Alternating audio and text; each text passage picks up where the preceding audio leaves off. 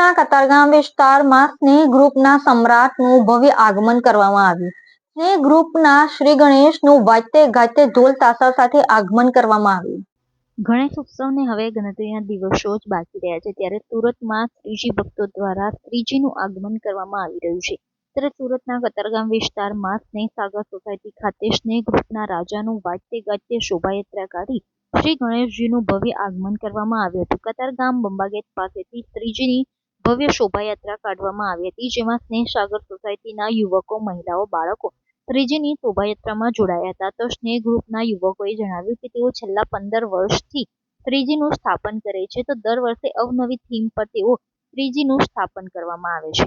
તો દર વર્ષની જેમ આ વર્ષે પણ પર્યાવરણની થીમ પર શ્રીજીનું આયોજન કરવામાં આવ્યું છે. તો ગણેશ ઉત્સવ દરમિયાન સ્નેહ ગ્રુપના યુવકો દ્વારા અનેક સાંસ્કૃતિક ધાર્મિક કાર્યક્રમો પણ રાખવામાં આવતા હોય છે. ધ્રુવ હિતેશભાઈ ચૌહાણ. જી, આપણે આ વર્ષે શ્રીજીની કેવી રીતની મૂર્તિ લાવવાના છો અને કઈ થીમ રાખવામાં આવી છે? અમારી શ્રીજીની મૂર્તિ કાર્તિકેય સ્વરૂપ છે અને અમારી જે થીમ છે તે પર્યાવરણ પર ડિપેન્ડ છે. પર્યાવરણને કઈ રીતના સાચવવાનું છે, કઈ રીતના આપણે પર્યાવરણને સમજવાનું, તે રીતના થીમ પર અમે આખું ડેકોરેશન કરવાના છે, સોસાયટીથી માંડીને મંડપ એ બધું. જી, આ ડેકોરેશનમાં તમે આશરે કેટલો ટાઈમ તમારો? અમને ડેકોરેશનમાં મેક્સ ટુ મેક્સ 10 દિવસ, એટલે અત્યારથી પ્લાનિંગ કરશું તો અમે 10 દિવસની અંદર 7 કે 8 તારીખે અમે દેખાઈ જશે બધાને. જી, આ પર્યાવરણની થીમ પર ગણપતિનું આયોજન કરવાના છો, તો સુરતની જનતાને જોવા આવવા માટે શું અપીલ? સુરતની જનતાને એ અપીલ છે કે તમે જોવા આવો કે તમને દેખાય વસ્તુ અલગ દેખાય. અમે એ જ વસ્તુ કરવા માંગીએ છીએ કે લોકોને અમારા તરફ એમ લાગે કે અમે કંઈ અલગ કરીએ છીએ અને લોકો અમને જોઈને કોઈ વસ્તુ એ કરે, એ વસ્તુ યુનિક કરે. કયા વિસ્તારમાં છે આપણું? આયરો સુરતનું કતારગામ વિસ્તારમાં સ્નેહ સાગર સોસાયટી ત્યાં અમારું સ્નેહ ગ્રુપ છે, સમ્રાટ નામ છે અમારા ગ્રુપનું. ત્યાં અમે આયોજન કરીએ છીએ. આપણું નામ? ભાવિન કાલેણા. સુરતમાં કયો વિસ્તાર છે, કઈ સોસાયટી? કતારગામ વિસ્તારમાં સ્નેહ સાગર સોસાયટી. જી, આપણે કેટલા વર્ષોથી શ્રીજીનું આગમન? અમે છેલ્લા 15 વર્ષથી શ્રીજીનું આગમન કરીએ છીએ. આજે કેવી રીતે તેમનું આગમન કરવાના છો, કેવી રીતની તૈયારીઓ?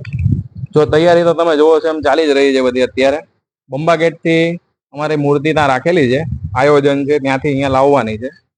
આપણે કતારગામના મેઇન રોડ થી મૂર્તિ લાવવાની છે, એટલે એની બધી તૈયારી ચાલી રહી છે. ઢોલકા અને ડીજે ને બધું વાજતે ગાજતે લાવવાના છે, બેન્જો ને એવું બધું. શ્રીજીના આગમનને લઈ સાંજે લાવ્યા બાદની કેવી રીતની તૈયારી? આગમનને લઈને લાવ્યા બાદ તો બધું આમાં અહીંયા મંડપ બાંધવાના છે. ગણપતિ વ્યવસ્થિત રહે, હજી 7 દિવસની વાર છે, એટલે થોડાક દિવસ અગાઉ લાવીએ છીએ, એટલે એને મૂકવા માટેની વ્યવસ્થા છે, ડેકોરેશન કરવાનું છે કમ્પ્લીટ. મૂર્તિમાં જે ડેકોરેશન થોડું ઘણું બાકી છે, હજી આ મંડપ બધું તૈયાર કરાવવાનું છે, ડેકોરેશન, બસ એ બધી વસ્તુ છે નોર્મલ. જી, આપણું? અક્ષયભાઈ ગોપાલભાઈ ઉનાગર. જી, આપણે આ મંડળનું નામ શું છે અને કેટલા વર્ષોથી આ મંડળ ચાલતું? સ્નેહ ગ્રુપ ચા રાજા અમારા મંડળનું નામ છે. અમારું મંડળ 15 વર્ષથી ચાલે છે. અમે નાના હતા ત્યારનું કરીએ છીએ. જી, આ વર્ષે આપણા શ્રીજીમાં શું અલગ, ગઈ વખત કરતા શું અલગ લાવે? આ વખતે અમે મોર પર બેહેલી મૂર્તિ લાવેલા છે.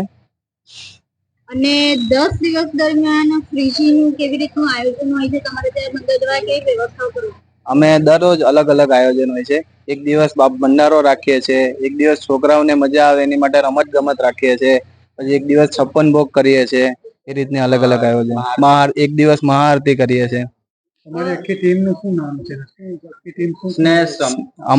અમારી આખી ટીમનું નામ સ્નેહ ગ્રુપ છે. અમે 25-30 જણા છે આમાં.